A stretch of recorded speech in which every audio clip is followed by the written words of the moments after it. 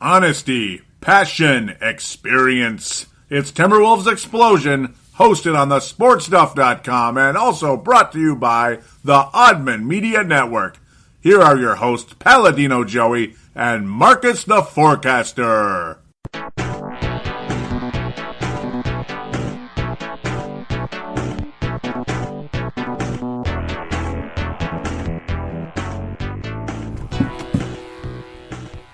Hello again, Timberwolves fans. Are you ready for the explosion of Timberwolves basketball? I'm your host, Paladino Joey, or Joey Awajan. Timberwolves Explosion is available on the sportstuff.com and on iTunes. I thank each and every one of you always for downloading and listening to this show. It's a pleasure to be back talking basketball with you once again today, talking about the Minnesota Timberwolves. Despite the fact I'm doing lawn cleanups and all that stuff, nice to be able to get this show in still, and I'm going to do the best I can to do such. Thank God I get Sundays off at least. All right, so the Wolves played 3 games last week. I predicted them to go 2-1. They would come back with a winning record. Or actually, I did pick them to go 1-2, didn't I? I picked them to go 1-2, and they did go 1-2. It's just wins were a little bit different there, quite different. A lot of let's just say the 92 NBA Finals kind of were switched around in this case. Portland won and Chicago lost. Yeah. The Wolves are 3-2. They got a winning record 2 weeks into the season. Yeah. I know. It's 2 weeks into the season, but I'm just kind of having fun with it. I know. I'm not trying to make fun of them or anything. I'm not that mean. But it is kind of cool. So it's nice to actually be winning some games. Minnesota loses to Portland, loses to Miami, and defeats the Chicago Bulls. So let's just get right into the 3 games I got to review. I got like 5 to preview. I'll probably shorten those a bit just because you don't need to drag it out too long. I mean, that's 5 games. That's kind of crazy. That's segment number 2. Segment number 3 is, of course, the usual fan interaction. And I'll talk a bit about the milestone that took place last week when I recorded both of these shows, Purple Mafia and Timberwolves Explosion. Ultimately, Purple Mafia got the nod for the 500th show. It could have been either one, but the second one that was published ultimately got the nod for 500. So Purple Mafia got it. It's just how it goes. So it's definitely nothing against this show in any way at all whatsoever, boy. And I recorded 500 shows, and this one will either be 501 or 502. It may end up being 501, ultimately. Timberwolves Explosion, Timberwolves Explosion, Purple Mafia, Brave the Wild, Showtime, and T-Wolves. 500 shows total. It's just unbelievable, and I didn't announce it on either show when it was happening because I kind of forgot where I was in that countdown. I thought I had another week or two, but it happened, and it happened. 500 shows, man. 8 years in, I've done 500 podcasts, and yeah, I'm still waiting for that phone call, if you know what I mean. Oh, well. I mean, I'm sure we're all still waiting, aren't we, in our own way. But anyhow, let's get into the game reviews. Apologize. Just thought I'd mention that milestone to you. If any of you care. No, I'm kidding. And I may talk more about it in segment number 3. So, Minnesota loses on Monday, November the 2nd. 106-101 to the Portland Trailblazers, and 95% of you would probably come out of this one thinking the Wolves probably should have won this game. I mean, they really should have. Like, what the hell? Long, and emotional. And, okay, I'll leave that alone for a second. But, yeah, long, and emotional introduction. Partially, I mean, yeah, it's the season opener for the Wolves and everything. Or home opener for the Minnesota Timberwolves. They're back playing a regular season game for the first time. But also, again, the death of Flip Saunders. The Minnesota Timberwolves honored Flip with a video tribute and such ongoing type of deal. It lasted for quite a while. I believe about 40 minutes. And I was like, yeah, it was a while. It was very emotional. Karl Anthony Towns was crying. Garnett was silent, crying for a bit on the sidelines as it was happening. Just a sad time for everybody in Minnesota. A lot of people in that arena had moist eyes. It was a sad deal. The Timberwolves started out the game with a ton, and I mean a ton, of passion. They started off great, and then it's like they just dried up. It's like the wells just dried up. I mean, the depression like set in like right away in the second quarter. 34-21, the Wolves were pounding Portland after the first quarter. It's like, wow, this is freaking cool. And then it's 32-19 the second quarter. So literally just turned right around. Exactly. The Blazers just kind of took over, tie game at the half, and then it was a close game the rest of the way. You know, give the Wolves credit here. It's not like they were ever getting blown out, but there were stretches when things weren't going so hot. Kevin Martin was fantastic in the game. Wiggins continued to struggle, though his statistics weren't that bad. They really weren't.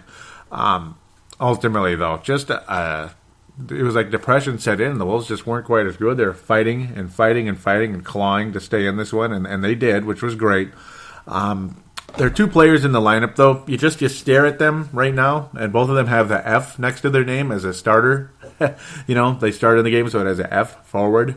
Tayshaun Prince and Kevin Garnett, combined for, 36 minutes, almost 37, 0 points, 3 steals. Okay, cool. 2 steals for Prince, believe it or not. 1 assist and 1 rebound. Yeah. That's why I've been getting. That's why I've been getting messages and posts about the Timberwolves need to get rid of Garnett. Wow. No, not so much Garnett in terms of. And I talked about this last week, and I'm sure the people might think, oh, he was copying the local media. No, I said it first. And it's not because I'm smarter than anybody else. Maybe they were just copying me. But no, ultimately, there's a black hole in this roster, and it's not as much Garnett. It's Tayshaun Prince. If you're going to have one guy out there that's not going to put up stats, but he's in there he does the little things and all that, it's Garnett, I guess. But, if there's a black hole who needs to probably not be starting, to me, it's Tayshaun Prince. And regardless, okay, he's a leader, he's a veteran and all that. He can still do what he needs to do in practice. He can still play some minutes here and there, but why is he starting? Why? Shabazz Muhammad made up for it with a very solid game. 9 points, 4 rebounds. Just an offensive factor. Getting to the free throw line, 5 of 6. Physical guy. Very cool indeed to see him out there. There's some strange lineups out here, though, that are driving everybody crazy. Shabazz Muhammad really woke up, and as did Gorgui Dieng. It's like they listened to the last show. I swear, somebody in there listens to something. Gorgui and Shabazz, fantastic in the game. 12 points for Gorgui in only 21 minutes, 6 of 9 from the floor. A lot of people would not mind seeing Gorgui Dieng and either Kevin Martin or Shabazz Muhammad entered into the starting lineup. I would love to see either one of them, and it's not because I like Kevin Martin, but because, you know what, he deserves to be starting. Andrew Wiggins needs to move back to the three-pointer, or the three, and Tayshaun Prince needs to be on the bench and get in a very limited role. Okay, so Tayshaun Prince's his veteran leadership is so valuable. Then if Tayshaun Prince's veteran leadership is so valuable, then why the hell isn't Andre Miller playing? Contradiction here? Contradictory just a little bit? Andre Miller I think he got 3 minutes the other night. Those are his first minutes in the entire season. Adrian Payne has basically been reduced to his 0 role. Tyus Jones hasn't played a minute yet. Rudez is Rudez. The other thing, though. Kevin Martin should be starting. Not because I like him, but because he should be starting. He should be a starting guard at this point in time until he's traded. And if he's traded, then Zach LaVine should get his rightful position of shooting guard. If you're going to start, maybe at this point, I think Shabazz Muhammad is more ready to be a starter than Zach LaVine at this stage, which I guess then you have Andrew Wiggins back at the 2, I suppose. Or you could possibly put Shabazz at the 2, even though he's much more of a forward than shooting guard. You probably ultimately would have to start LaVine at that point in time, but at shooting guard, and he'd probably perform better there than as the backup point guard for this team.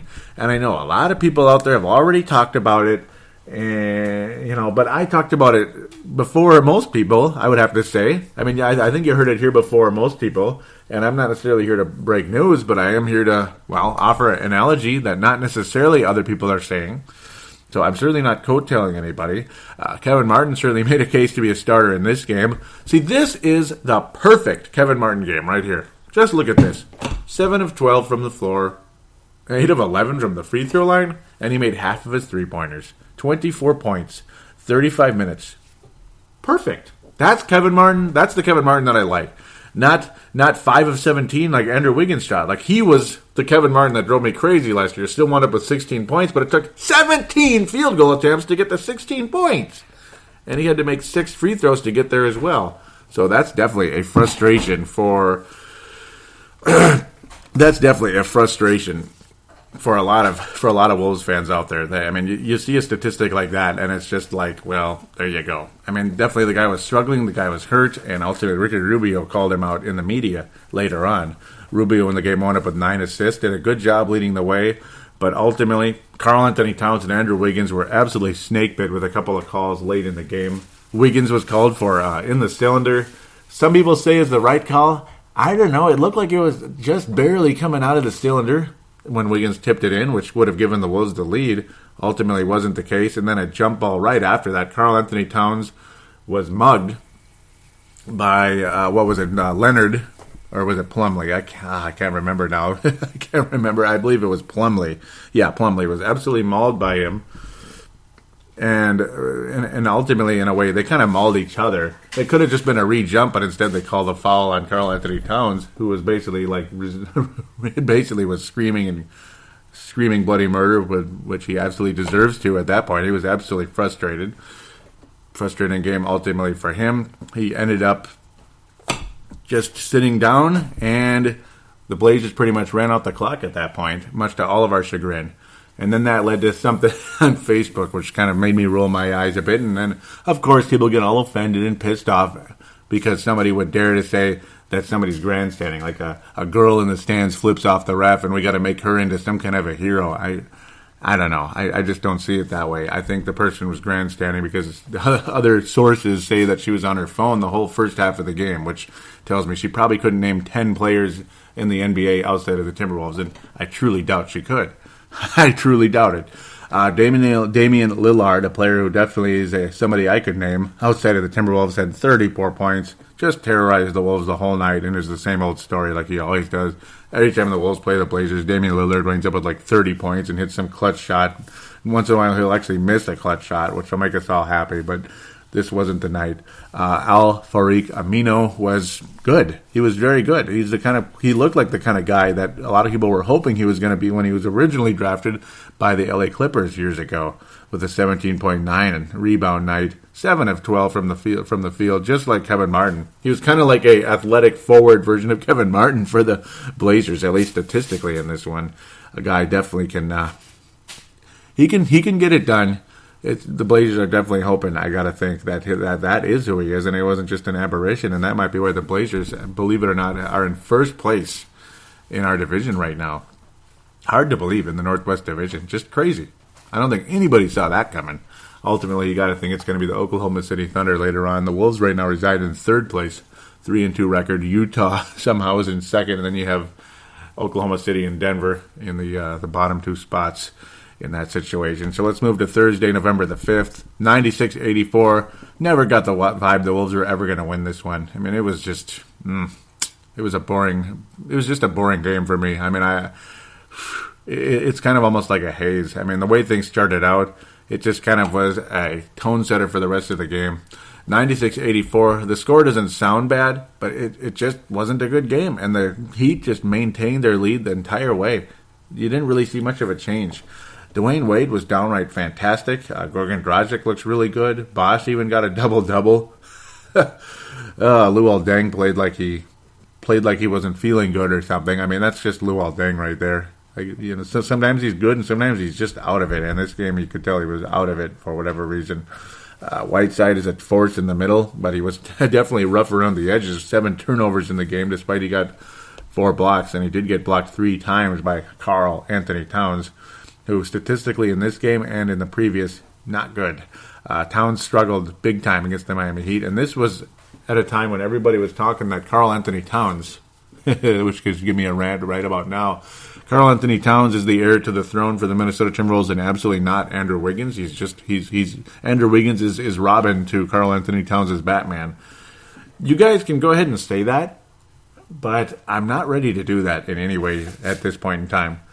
I think Andrew Wiggins, to me, has proven that he has a different talent level than anybody that's ever suited up with the Timberwolves at this stage. Karl Anthony Towns, he started out fantastic with 2 double-doubles, but that does not guarantee he's the next franchise player. His personality is that of a franchise guy, yes, but personality and overall play do not always reflect the same thing. And yes, Wiggins started out the season terribly, and Rubio rightfully called him out in the media. But he certainly responded against Chicago. Towns and Wiggins collectively shot 8 for nothing. No, they ultimately shot 8 for 21 in the game. Pitiful. 18 points, 21 attempts and 18 points. They combined for 8 rebounds. They both had 4 in the game. The only good thing for Towns is he blocked 3 shots, but 3 of 13 and 5 of 18. I mean, and that's not 21, that's 31. Pardon me, 8 of 31. That would have 8 of 21 isn't even the worst thing you ever saw. But terrible shooting night for the Wolves, just a non-effort. And a lot of people in this town are already starting to rip the team, thinking they're basically a bunch of nobodies. They're still losers. They'll never beat anybody. But I mean, you can't expect this team to be great right away or even decent right away. And I don't know. It just wasn't overall not a very good game, and the team was still kind of riding the depression of the death of their president of basketball operations and coach of last season. A lot of people call him their dad too, like Rubio did. So a lot of depression kind of was still setting in, and for whatever reason, the Wolves never beat the Miami Heat, like ever. They never do. They miraculously pulled off one, I believe, last year. I don't know how, but still.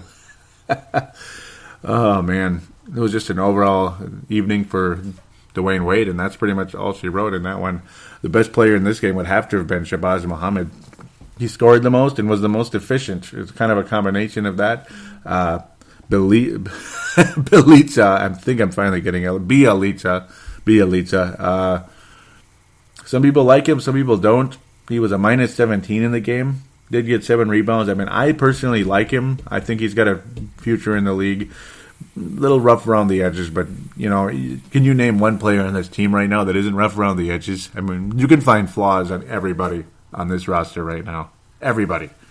I mean, it's easy to name them. I mean, Towns clearly is capable of having a poor shooting night and struggle out there and get manhandled, which he was.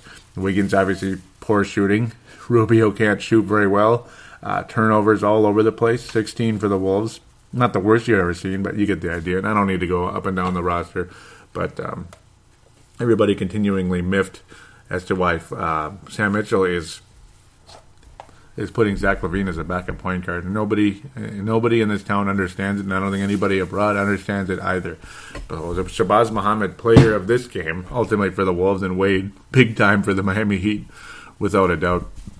That team is 3-2 right now. They're still kind of, actually, they're 3-3 because they lost again. I don't know. They're off to kind of a start to the season. I don't know if they're going to pick things up or what the deal is, but there are some surprises out there in the league. I may talk about that in segment number 2 briefly, just to kind of look around. So then the Wolves head to Chicago. And again, this after Rubio called Wiggins out in the media, called him lazy. And Andrew Wiggins responds with an unbelievable first quarter, like 11 points just like that, hitting 3 threes in a row. And a couple of shots. Shot a little too much. 27 field goal attempts.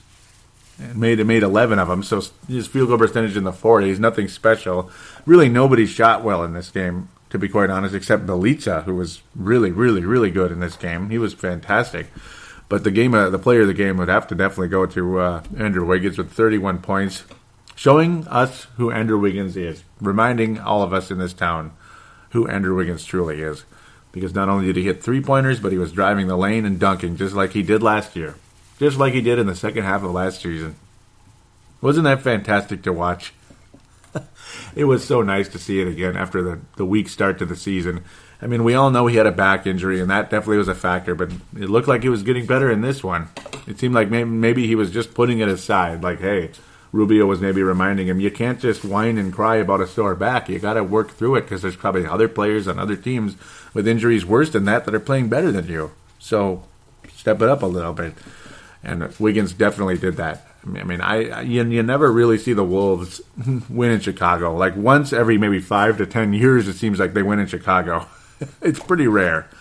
And the Wolves definitely got the job done in this one. It was absolutely fantastic down the stretch. Wiggins hitting free throws and missing free throws due to our chagrin. Karl-Anthony Towns definitely responded with a better game than he did the previous one with 17 points, 13 rebounds, 4 blocks in the game. Lots of energy. Looked a lot like Joakim Noah out there, just not quite as feisty as that guy. Not quite. Levine's still the backup point guard. Shabazz Muhammad definitely cooled off a bit in this one with only 4 points. Gorgie cooled off as well, but he did manage to get a couple steals and 7 rebounds in limited action. But Bialica was really, really good. Really fantastic. Shot the ball great. 17 points, 11 rebounds, 5 assists. Knocking the ball away, blocking shots. Even hit a couple of three-pointers in the game. Really, really, really a valuable weapon off the Timberwolves bench. And he wound up with 40 minutes on the night, taking a lot of time away from Kevin Garnett and even Karl Anthony Towns at times, playing a little bit of big man, or at least playing alongside Gorgui Dieng in that case. Just a fantastic night for Bialica, Wiggins, and Towns. Just collectively led the way. And then Rubio, though he shot poorly, still wound up with 10 assists on only 2 of 10 shooting. And he wound up with 3 steals in the game, making up for his 3 turnovers. I mean, it wasn't the prettiest game ever, but the fact that the Wolves were able to beat a pretty good team, a team that some people think could win the Eastern Conference, some of you Cleveland haters out there, to get it done on the road, very impressive. And one other final note on the Chicago side, Pau Gasol, my goodness, I mean, that guy is ageless. He's like another Tim Duncan, isn't he? And I mean, not quite up there, like legendary status, but I'm saying how the guy plays like he did 5 to 8 years ago. He really hasn't lost it at all. He's fantastic. He's still blocking shots even at his age. 21 point, 14 rebound evening as well. Ultimately, just looks like a force out there. Really impressed with Pau Gasol at the end of the day. So let's get to the weekly awards for the Timberwolves for these 3 games anyway. The Lone Wolf Award, did Andrew Wiggins steal it away? And ultimately, because nobody really stood out, so I got to give it to Andrew Wiggins for a fantastic game in Chicago. He really gave us that faith again that we had in him before, when he was just he looked like an absolute franchise player in the making for the Minnesota Timberwolves last season.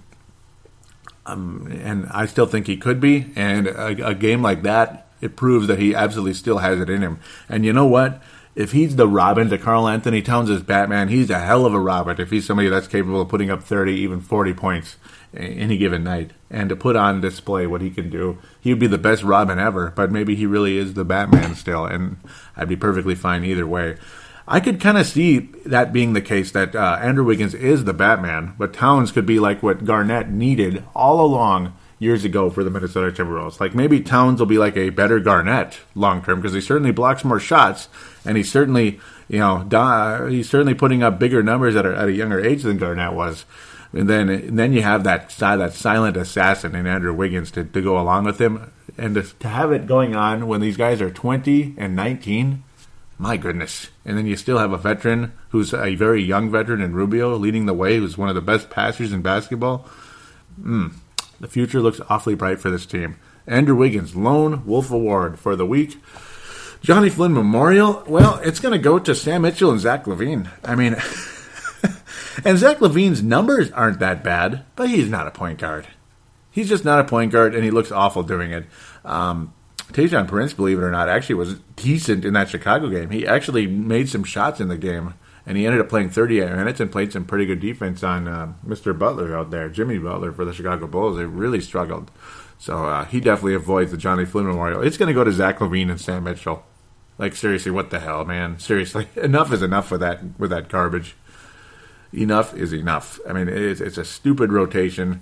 Either bring in Tyus Jones or play Andre Miller, whatever it is. Just get one of those guys in there at point guard and have figure something out where Zach LaVine is either starting at shooting guard or playing extended minutes at shooting guard. Like, there has to be a way to figure something out here. But ultimately, I got to think you can shuffle the lineup depending on the given matchup. Like Tayshaun Prince might get more minutes some night, and he might get 0 minutes some night.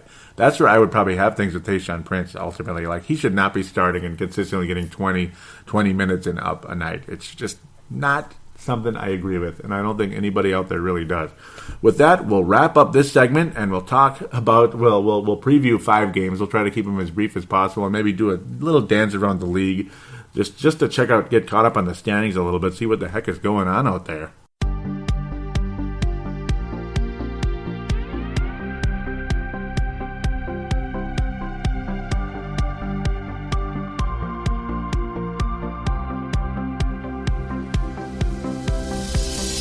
you shop on Amazon?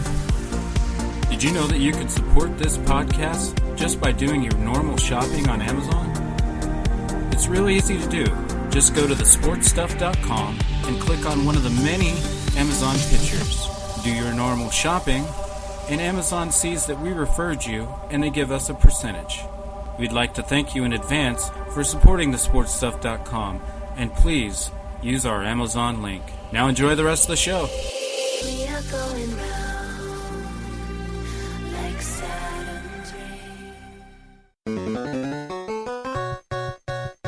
I believe I've made my thoughts known about Tayshaun Prince starting. Okay, but I'll have to keep making them until Sam Mitchell does something about it. And if Zach Levine plays point guard one more time, I'm telling you.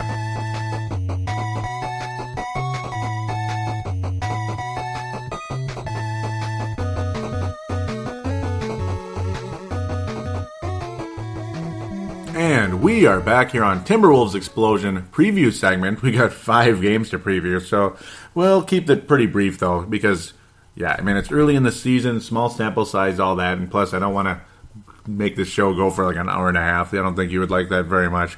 So let's jump into it right away. Monday, November the 9th, the Minnesota Timberwolves head to Atlanta, Georgia, where they never, ever win. And the Atlanta Hawks, a team that I questioned coming into the season, even called them a potential flop in the Eastern Conference, just for predictions, just for the sake of prediction, I should say. Well, they're 7-1, and that prediction doesn't look so hot right now. Looks like they're kind of picking up where they left off, doesn't it? The Wolves are not going to win in Phillips Arena. They're not going to beat the Atlanta Hawks. I'm sorry. It's all the same guys pretty much that were there last year, outside of DeMarre Carroll, Horford. Their only injury right now is Thiago Splitter, who's got a sore calf as of November 7th. We'll see what happens with that one. And he's just playing a backup role behind Al Horford, which is all he should have been in the first place. So luckily for him, he was able to get a ring with the San Antonio Spurs a couple of years ago. Kent Bazemore is not a bad player at all at small forward. That was the replacement for Mr. Carroll there, who went on to bigger and better, I guess, in his case. Got a bigger contract. Kyle Korver still can shoot the lights out. Paul Millsap's one of the better power forwards in the league. He's not a superstar, but he's pretty good. Jeff Teague, I almost called him Justin Teague. Jeff Teague is one of my favorite point guards. He's fantastic, dynamic. He can score. He gets assists. He steals. All the above. Al Horford's he's kind of what Towns would like to be, but Towns will probably be a better scorer than Horford. But you throw in the rebounds and the shot blocking, which is what Towns can do. Just a kind of a more veteran version, I suppose, at this point in time. The Wolves aren't going to beat the Hawks. They're deep, they're tough, they're good, and they just never win in Atlanta. And put it this way, if the Wolves do beat the Atlanta Hawks, wow, this team really has turned the tide, and they're on their way to bigger and better things themselves. It would be absolutely fantastic. Some people on Yahoo are picking they made some scores for the game, 104-99, Atlanta winning. I don't see anything else. Oh well, there's probably some others hidden somewhere. There's no votes on there for some strange reason. But ultimately, I'm going to go with the Hawks winning. I'm going to go with. It's going to be lower scoring a little bit. Like the Hawks will get 100, but the Wolves won't. So I'll go with the Hawks with 101, but the Wolves are going to get like 89. I think they're going to kind of struggle in Atlanta. It's getting one of those games where the Hawks will take an early lead and things will be kind of like the Miami game. That's basically what this is going to be. Hawks move on to be 8-1.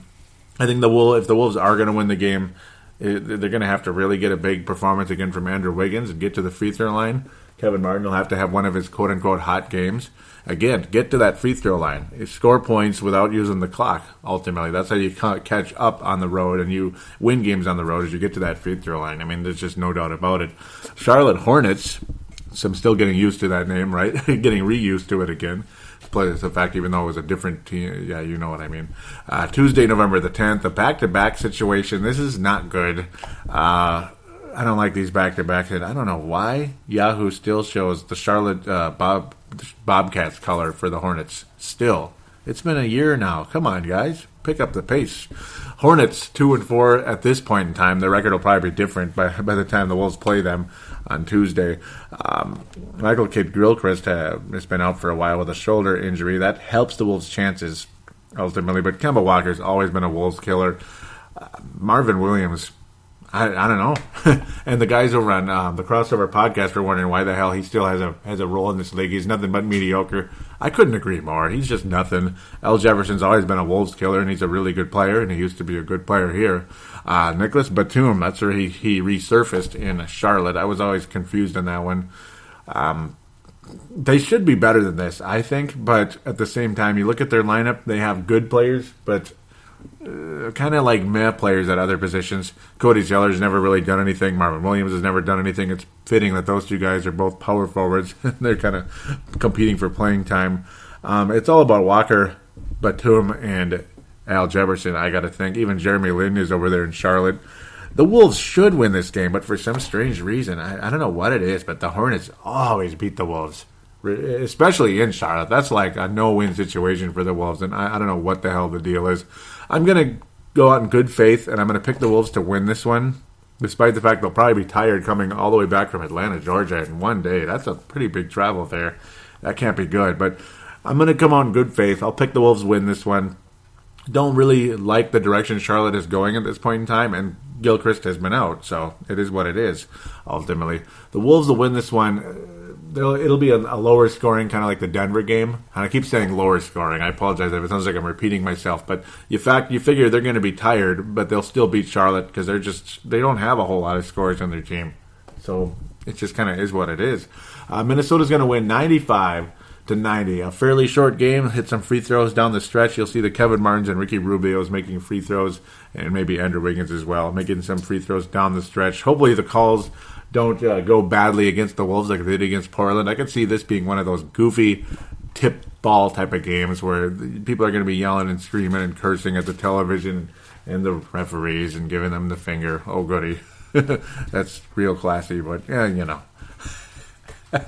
It's okay to give them the finger when you're watching TV, but to do it in person, I don't know. I mean, I don't really see the point other than you're trying to get in a newspaper or a blog, but that's just my opinion. The Wolves will beat Charlotte, though, 95-90. Keys to the game kind of are what they always are. Just get to the frickin' free throw line, and hopefully you're not ice cold going into the game. Golden State, the only key to this game is, well, hopefully they don't shoot well, like last year when the Warriors came into Minnesota. This game is on national television on Thursday, November the 12th. National television, TNT, Shaquille O'Neal, Charles Barkley, Kenny the Jet Smith, or maybe Steve Smith. Who knows? It's always kind of like a revolving door. Grant Hill, depending on who's there, who's available.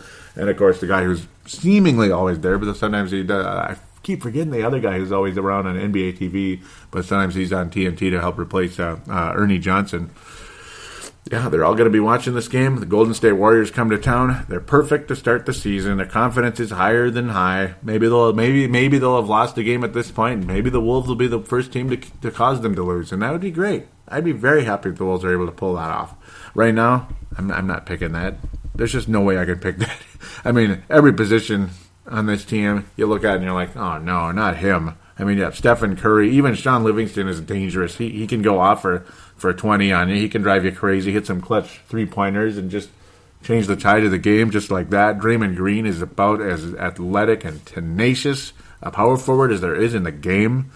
Harrison Barnes put on one of the poster dunks of the year a couple of years ago on Nikola Pekovic. Hasn't done a whole lot since, but on occasion he'll be a factor. And Iguodala is just a killer, man. That guy is clutch. He's deadly. He'll drive you nuts. Klay Thompson, oh boy. Klay Thompson, yeah, he'll hit a million threes like he always does, just like the guy who's backing him up, Leandro Barbosa, who'll drive you nuts with his shots. Right when you think they're cold and they're going to lose the game, somebody like Barbosa will hit a three-pointer and then it'll change everything. The Wolves aren't going to win this game. If they do, I'd be absolutely thrilled, but if you think I'm going to predict that right now, I can't do it. Minnesota was not going to win this one, and Golden State's going to get 110. That's about what they're going to score. Minnesota will get 103. It'll be a high-scoring game. The Wolves will make it interesting. No, the Wolves will wind up with 100, 110-100. They'll keep it fairly close. It'll be entertaining. Somebody is going to get 25-30 on the Wolves. Will it be Wiggins? Will it be Martin? Or will it be Karl Anthony Towns? We'll just have to find out. Wouldn't be surprised, though, if Shabazz Muhammad showed up in this one and got 20-plus and made things quite interesting with his physicality and his absolute scoring ability. Love Shabazz Muhammad in this game, without a doubt. And he'll be a definite key down the stretch. if the Wolves somehow pull off a miracle and win this game, and maybe Karl Anthony Towns will really, really shine on national television for the first time. That'll be quite interesting. Friday, another back-to-back. What kind of mean schedulers are these people? The Wolves have got to go to Indiana, where they never win. The Wolves never win in Indiana. Like once every 5 to 10 years, they win in Indiana. It's just so rare. I don't know what it is at that division, but it's a struggle. A team that I picked to go to the Eastern Conference Finals, they're only 3-3, and I'm sure the crossover podcast guys were laughing at me because of what they were saying about Indiana. What were they picking them to be the 10th seed? And I have them going to the NFC Championship game. Pardon me. The what am I talking about? Got Carolina Panthers flashing on the screen. They might be going to the NFC Championship game in the NFL, without a doubt. 8-0. But Indiana going to the Eastern Conference Finals, I don't know. That might be a bad pick at this point. We'll see. They have guys that I like. They even have Chase Budinger. But Paul George is obviously the key to that team. He is the straw that stirs the pot. I mean, there's no doubt about it. And he's back to being Paul George. In fact, he might even be better than what he was in the past, averaging about 22 points, 9 rebounds, 4.5 assists. Phenomenal season. But unfortunately, you need teammates, and the Pacers aren't giving him a whole lot of that. They did win a gut wrencher though with Miami, 90-87 a few days ago, last Friday. 90-87, but ultimately this team does not score a whole lot of points. They beat Boston 100-98. That's good, and they gutted it out with Cleveland. So at least they've been close in a lot of these games. Impressive win against Miami, I have to admit, and to keep up with Cleveland the way they did, maybe they'll catch up. I mean, they've had a tough schedule, so I'll give them the benefit of the doubt at this point in time. Their lineup is interesting. The point guard position not so great. I mean, George Hill is just an okay player who can get hot, and he often does against the Wolves for some strange reason. Rodney Stuckey can drive anybody crazy. Monta Ellis has always given the Wolves fits. And I don't mean Stuckey driving you crazy like he can get hot. I mean, he can drive you, if he was your player, crazy, because he's just too much. He's that same guy that's on every team in the history of basketball who shoots too much and drives everyone insane. Everyone insane. Oh, man. Chase Budinger, what's he going to look like with those Indiana Pacers? Hard to say. It'll be fun to see him back again, I guess. He's averaging about 3 points a game, so they're not giving him a whole lot of time out there, and I guess I'm not too surprised. Even though he played fairly well with the Wolves last year, about 7 points a game, when he finally got a chance to play. The poor guy. He was awfully frustrated, without a doubt here, I got to think, but he's getting even less minutes on Indiana. I don't know. I mean, I guess that happens when there's Paul George hanging around. It's just is what it is right now for him. Even though they're playing Paul George a power forward, that's why his reboundings are so high. His rebounding totals are so high. Indiana's going to win this one 90-85. It's going to be a meh kind of game. Pacers will get it done. We'll be frustrated, cursing at the TV, that type of deal. The Pacers will hit a couple of clutch shots late in the game, and they'll beat the Wolves, unfortunately. I just don't think the Wolves are going to beat Indiana, and if they do, it would be really a nice accomplishment. So what do I have the Wolves going right now? 0-1, 1-1, 1-2, 1-3, and then Memphis comes to Minneapolis Sunday, November the 15th. This will be very brief. Memphis Grizzlies are 3-4. They have had some whoppers, and the Wolves kind of turned the tide late last season. They started to play better against this team. I'm going to pick the Wolves to win next Sunday. And they will finish with the next week with a 500 record. Ultimately, they'll come back with a 500 record. They will be 5-5. The Wolves will go 2-3 next week, and they'll be 5-5 when we're rejoining this show next week. As the Wolves will be playing an afternoon game against the Memphis Grizzlies. They don't often play well in these, but I think the Wolves will beat the Memphis Grizzlies. And if they don't, I'd be very disappointed because they've not been playing very well. They have good players, but they're getting real old. And I mean, they're getting real old. Marc Gasol's still in his prime. Mike Conley's in his prime, but Zach Randolph's getting up there. Tony Allen. Courtney Lee's never all that good. Matt Barnes, what the hell? I think the Wolves can beat this team. I think they're underachieving right now. They're not really making anybody blush. Anybody. Not really much positive to say about Memphis at this point in time, even though they've had some good moments here and there. I think the Wolves can and will beat Hank McCoy's club, the Memphis Grizzlies. Nothing personal. It's just business, right? I think the Wolves will win that game, though. I think they've improved enough that they can come out of this 3-week stretch of this to start the season with a 500 record, which would not be bad at all. So there it is. I kind of wanted to dance around a little bit, really super fast here before I get into fan interaction, and I mean real fast. I can't believe the Pelicans are 0-6, though I guess I can chalk it up to Alvin Gentry. Toronto looks like they're going to win the Atlantic Division. I mean, yeah, the Knicks are back in it a little bit, 3-4. Boy, Rusty's club, the Brooklyn Nets, are terrible, 0-7. They might have the worst record, but hey, you'll get the number one pick. Hopefully, and then you can be like us and start on an uptrend. Sacramento is another team that is really struggling at 1-6, even worse than the LA Lakers. Ouch. Houston and the Clippers are neck and neck. So I don't know if I'm going to win that or not. That whole deal of who's going to flop. But that's kind of it for now. Cleveland's doing what I expected. They lost their first game, and they barely lost it. And everybody's like, ha, Cleveland sucks. They're nothing. They lost the season opener. I believe it was to the Warriors. I'm blanking now who that was. I don't know why I'm blanking. But they've won all 6 since. So good for them. Congratulations in that front. It was a nationally televised game for everybody to see, too. And, of course, everybody pounced on that. I got to check it real quick, just because that's just the kind of guy I am before I wrap up this segment here. It was to the Bulls. I forgot. The Bulls always beat the frickin' Cleveland Cavaliers. I don't know why. They beat the Heat, the Sixers. Man, whatever. Beat the Sixers twice. Anybody can do that. I think they're going to keep winning, though. Wow, Jazz, Knicks, Bucks, Detroit. Detroit's this other surprise team right now at 4-1. It's probably not going to last, and I'm sure Keelan King is saying the same thing right now on his show, the Rip City Bad Boys, which I got to catch up on. So a little wink to you if you happen to be listening out there, Keelan King and Tristan Mayer. And congratulations to the Blazers as well. Both of you have winning records. Not bad. So we'll wrap things up, and we'll talk to Hank McCoy, of course. No, I'm kidding. Hank McCoy of the Courtside Podcast and Vince Germano and the Lakers and all that. Yep, you're going to talk to you guys in the fan interaction. Can't wait. We'll be back right after this.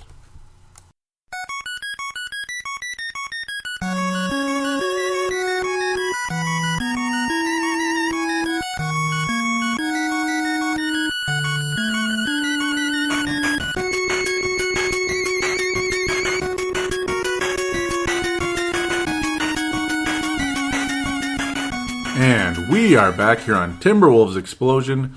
It is time for segment number 3. That's fan interaction. To get to the Facebook page, simply look up Timberwolves Explosion, Minnesota Timberwolves Show in the search bar on Facebook. Click on the one that says company, not group. Company, not group. Just come to the page, click like on it, meaning just like the page, and then join, comment whenever you want. So let's get to Vince Germano of the Courtside Podcast, the People's Champ, and he's also co-host of the Showtime and T-Wolves Show, which you'll hear again soon on iTunes and thesportstuff.com. I've been saying, if you ever, and I mean ever, compare Kobe to McCants, or call Kobe McCants, I'll fly over there and slap the taste straight out of your mouth. Call me when McCants is winning 5 rings, an MVP, and a gold medal. Well, look at you. Yeah, well, doggone it, you know what I meant, don't you? Doggone it? No, I'm kidding. Yeah, you know what I meant. And I was just saying, I just meant that one night. And Moravi's been shooting way too much. He's just not the same guy. If he could play a different role, he's still all-star good. We both agreed on that last year, yeah. And Vince saying he's still going to slap me. I'm going to slap you so hard your feathers will grow back, pardon me. Wow, that would have been weird. Tanae Brown saying he shot well today, LOL. And Vince saying, you shutty. Okay, so I will personally apologize. I never really meant to compare Kobe Bryant to Rashad McCants. Just saying, it's that old Jordan with the Wizards thing where you got to play a role a little bit. Like Garnett is playing a role all right with the Wolves. It's almost kind of the other extreme where he's not taking any shots. And remember, that was one of the Garnett's weaknesses when he was the franchise player for the Timberwolves long ago now in a galaxy far away. Back in the standard definition age, basically, and because it was. He didn't like to take big shots. In fact, he didn't take a whole lot of shots very often. Now he doesn't take any shots, just once in a while, here and there, about 2 attempts a game. That's extreme. If Kobe can kind of do what Kevin Martin's been doing, take about 12 shots when Kevin Martin takes about 12 shots, he's pretty damn good. And look at, if Kobe Bryant can reduce it down to about 12 shots, just be a little bit more realistic about it. Just take a step back, let the young guys do some of that athletic stuff a little more than him. You know, I mean, that's what I've been doing. I'm 36. So, I mean, I do the same type of stuff when I play basketball, even just little pickup stuff. I don't try to do quite as much as I used to. It's just, you got to chill a little bit. And that's something Kobe would like to, what I think needs to do as well. It's just one of those kind of things, man. You know? So, there you go. I'm running this a little ways. Brent Jacobson, great to have him back on this show again. He's obviously posted Purple Mafia as well. It's First Avenue put up a sign underneath it. You know, First Avenue is across the street from Target Center. They're on 7th Street. Target Center's on 6th Street. First Avenue is on 7th Street. That old like black building with that's like an old nightclub. I've never been in there. I'm just not into clubs, so that's just who I am. I'm too introverted for that type of thing, and I'm not really into that kind of music. It says, we love Flip. And yeah, I didn't need to get into my background too much. It says, we love Flip, and that's really cool. And then Brent Jacobson wrote, R.I.P. Flip. And I think that's real classy that they put that up there, and it's real cool how it's right next to the Target Center and everything. It kind of adds to the whole vibe and the stars and everything. So I apologize if I went too much into, I don't go to that kind of... I don't, just saying. Joseph Phillips out of Australia. Man, why am I not clicking like? I'm sorry.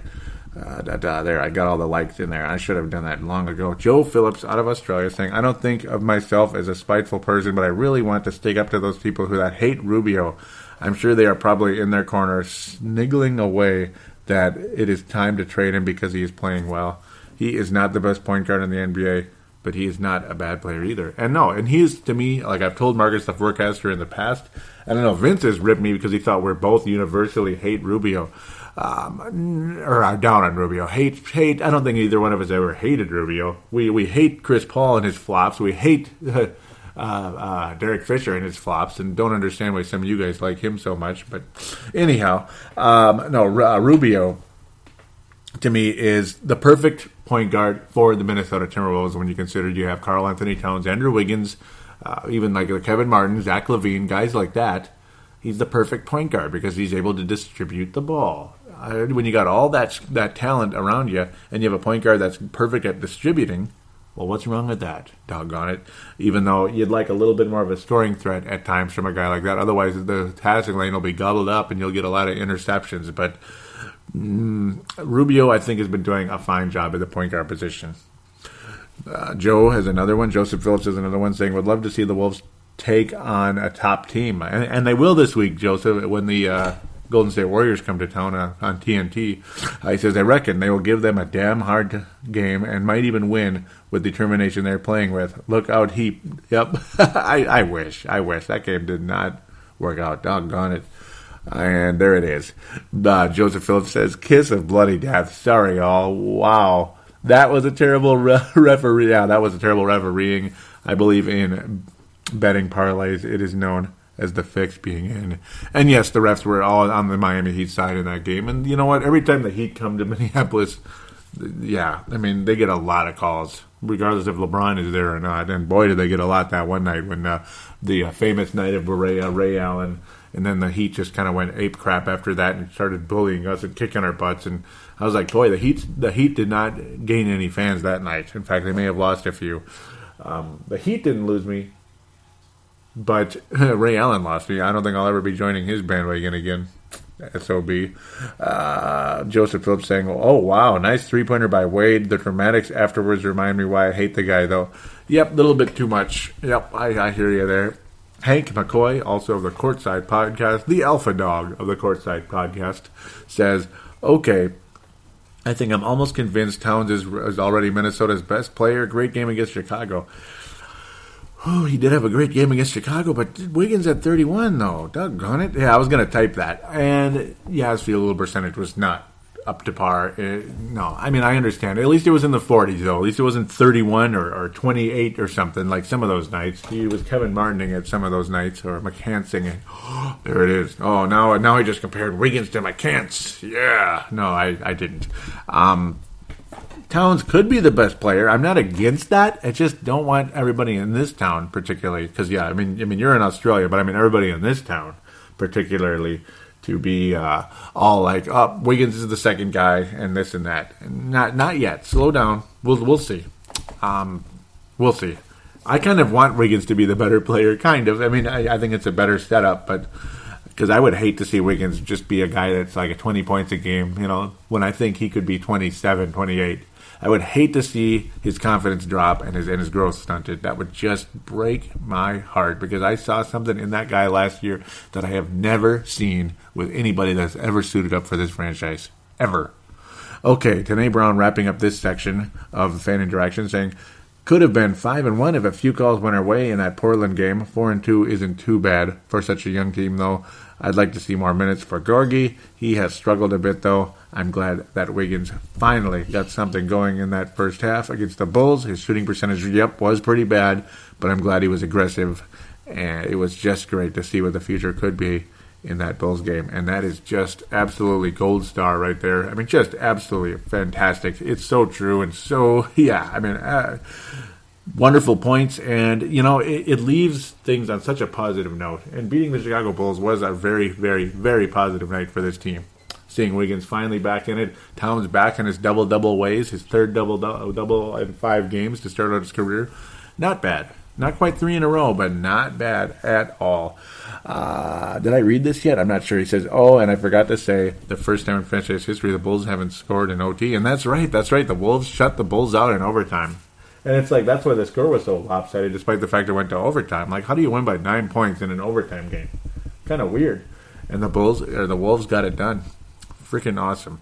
So let's try to get to Twitter.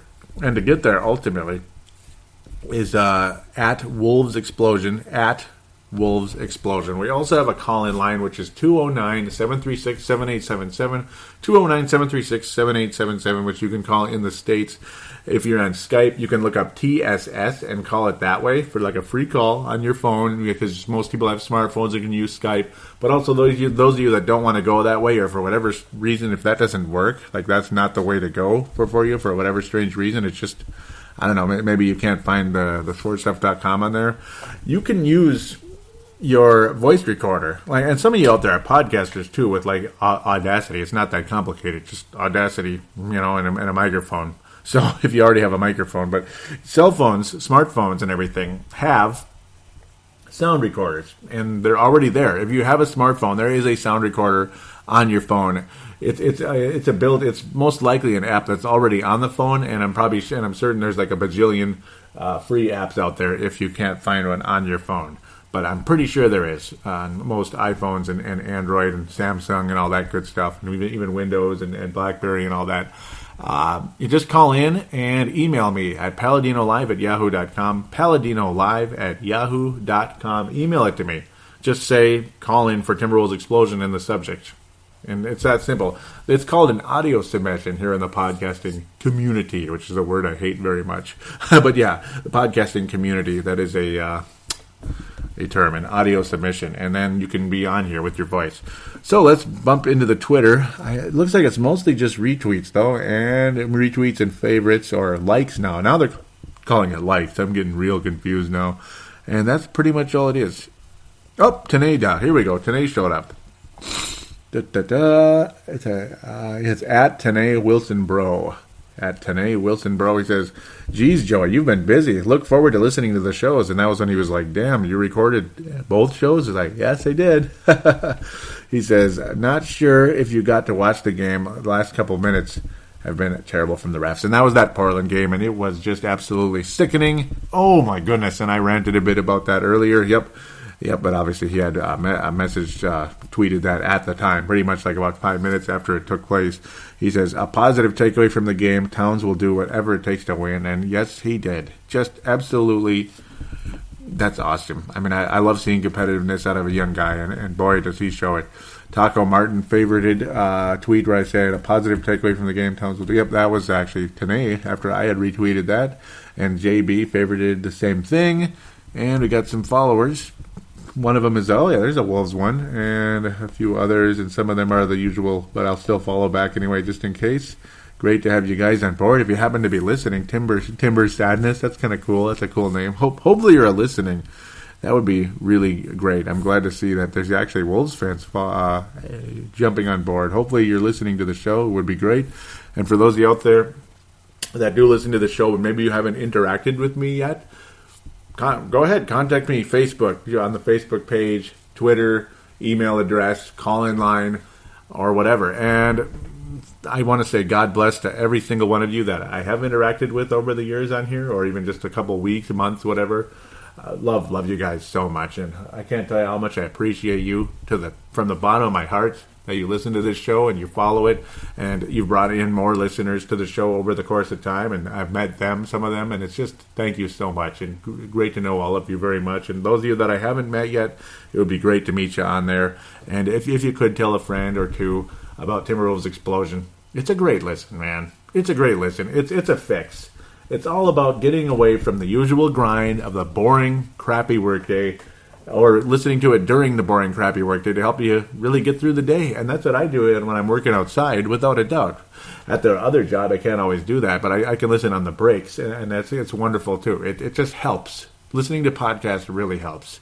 It's not about, it's about helping you get away from the grind of work. Maybe sometimes at home things are frustrating, or this or that, or you just want to, maybe you're around your kids 80% of the time when you're at home. Maybe you just want a little minute away or something. That's what this podcast can kind of help you with a little bit. So there you go. Thank you again so much for listening, and God bless you, and good night.